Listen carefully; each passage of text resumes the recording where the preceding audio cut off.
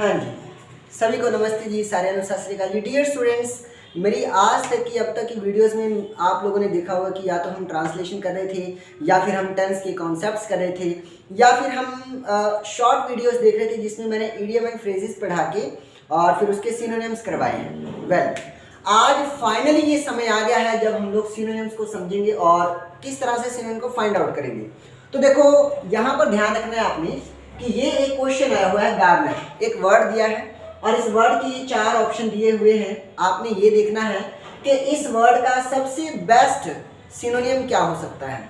सबसे बेस्ट यानी कि जो सबसे ज़्यादा क्लोज हो उसकी। आपको लग सकता है कि शायद ये वाला और ये वाला भी इसके नज़दीक हो, या फिर शायद ये वाला और ये वाला भी इसके सिनोनिम बन सकते हैं।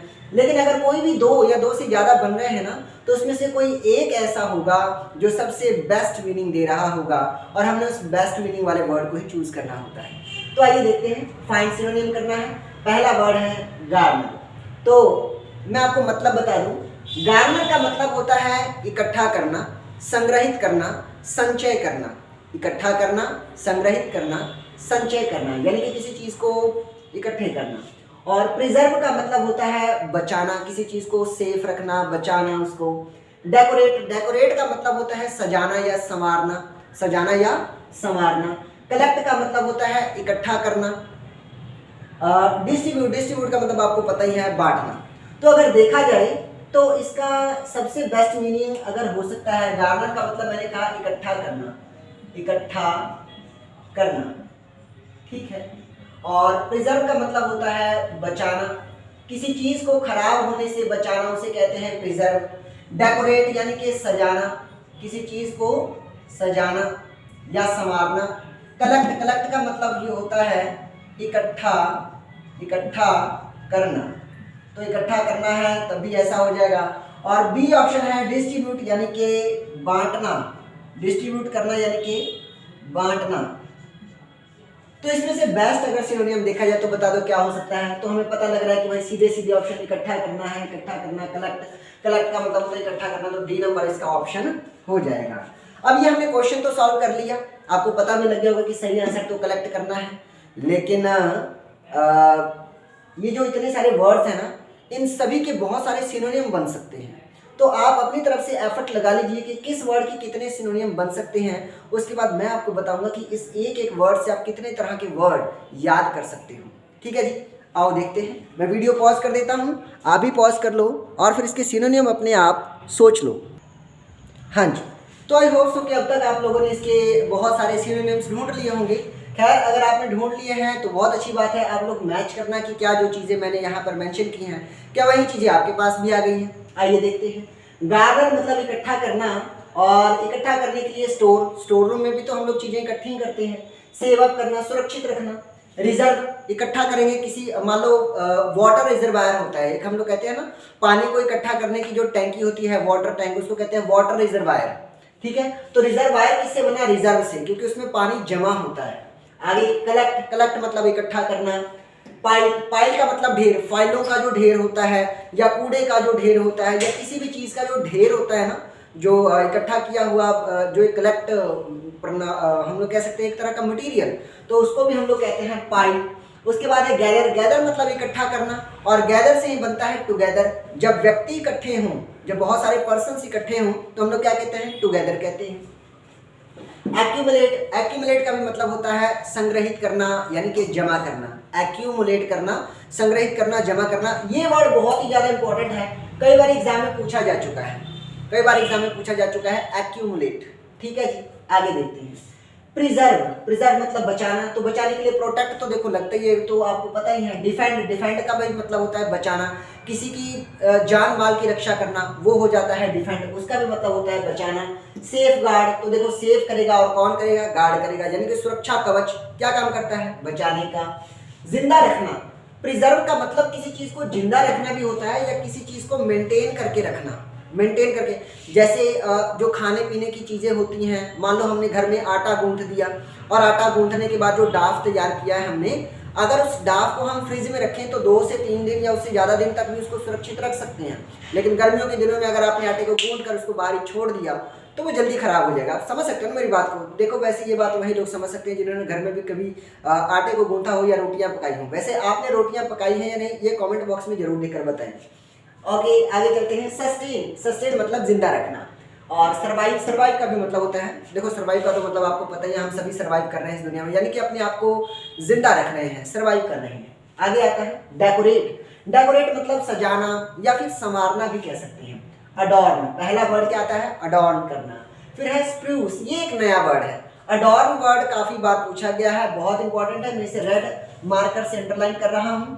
स्प्रूस ये एक नया वर्ड है आपके लिए। ब्यूटीफाई करना, ये तो सबको पता ही होगा कि ब्यूटीफाई करना यानी कि, अच्छा यहां से ब्यूटीफाई से ना एक वर्ड आपको, एक बात आपको मैं बताऊं, जो ये FY लग जाता है ना किसी चीज के एंड में, क्लैरिफाई करना, जस्टिफाई करना, वेरीफाई करना, तो वेरीफाई, जस्टिफाई, क्लैरिफाई, ब्यूटीफाई, ये FY जो लगे हुए होते हैं ना एंड में, ये वर्ब बन जाते हैं, यानी कि एक्शन को बताते हैं भी किसी काम को करना। आगे देखा जाए गार्निश, गार्निश का भी मतलब होता है सजाना।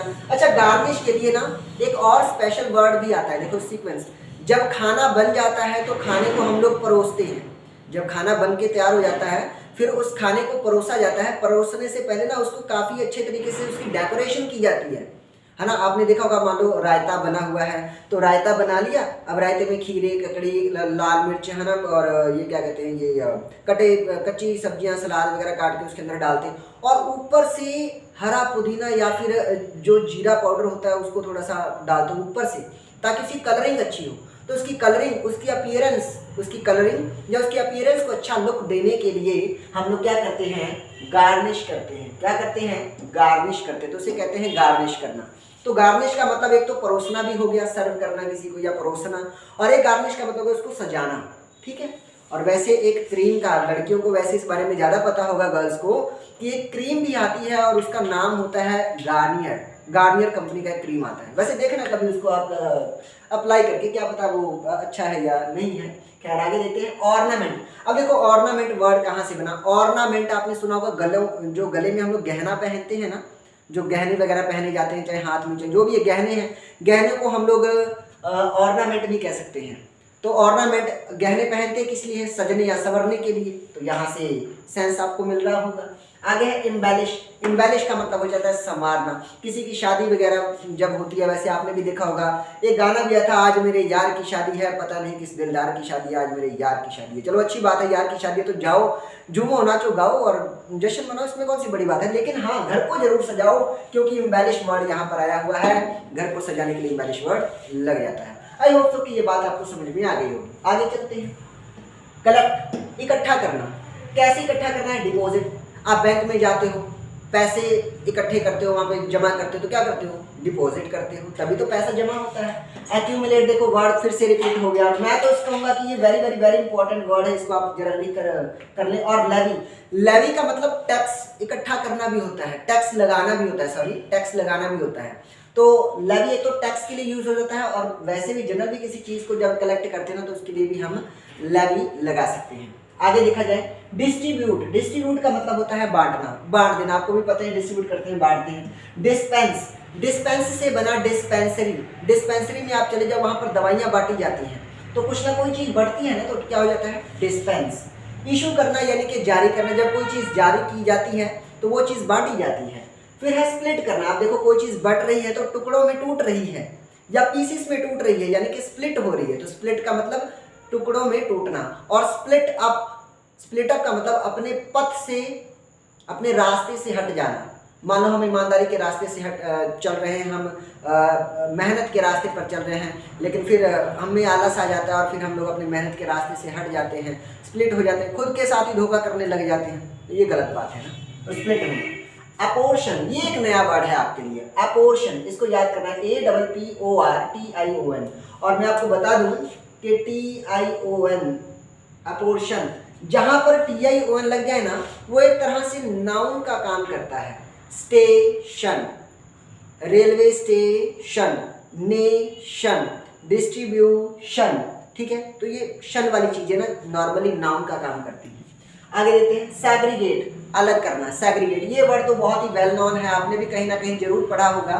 तो सेग्रीगेट मतलब अलग करना, डिवाइड करना तो हो ही सकता है डिफ्यूज। डिफ्यूज का मतलब होता है फैलाना, डिफ्यूज का मतलब होता है फैलाना, ठीक है जी। आपने देखा होगा कि जब पटाखे वगैरह फूट जाते हैं, जब पटाखे वगैरह जब फूट जाते हैं तो जो धुआं होता है वो डिफ्यूज हो जाता है, मतलब फैल जाता है। तो इस तरह से हम इन चीज़ों को, अब आखिर फैल रहा है तो डिस्ट्रीब्यूट ही हो रहा है, एटमॉस्फेयर में डिस्ट्रीब्यूट हो रहा है। तो इस तरीके से आप इतने सारे वर्ड्स को याद कर सकते हो, इतने सारे वर्ड्स को याद कर सकते हो। अगर आप इनका स्क्रीनशॉट लेना चाहो तो स्क्रीनशॉट ले सकते हो, मैं साइड में हो जाता हूँ। हमारा आंसर क्या था? ऑप्शन डी था, जिसमें कलेक्ट को हमने अपना आंसर बनाया, क्योंकि इसी में सबसे ज़्यादा बेस्ट सिनोनियम हमें मिल रहा था। आई होप सो कि आप लोगों को वर्ड मीनिंग सिखाने का मेरा ये तरीका और ये अनोखा अंदाज आपको पसंद में आया होगा। और अगर आपको वास्तव में अच्छा लगा हो और इस मेहनत से आप भी खुश हो तो देखिए वीडियो को लाइक करना बिल्कुल मत भूलिएगा, और हमारे चैनल को सब्सक्राइब करना अगर आप भूल गए हैं तो मैं कह रहा हूँ ये आपकी ज़िंदगी की काफ़ी बड़ी भूल हो सकती है, तो आप ऐसा ना करें, आप इसको ना भूलें, चैनल को सब्सक्राइब करें। और चैनल का नाम क्या है? वैदिक इंग्लिश क्लासेस, ठीक है जी। इन सब के अलावा अगर आपने कोई सिनोनियम तैयार किया है, इनमें से किसी भी वर्ड का, इन चारों में से किसी भी वर्ड का कोई अलग सिनोनियम आपने तैयार किया है तो वो कमेंट बॉक्स में ज़रूर मेंशन करें, ठीक है जी। Thank you everyone giving your precious time, thank you so much. जय हिंद, जय भारत।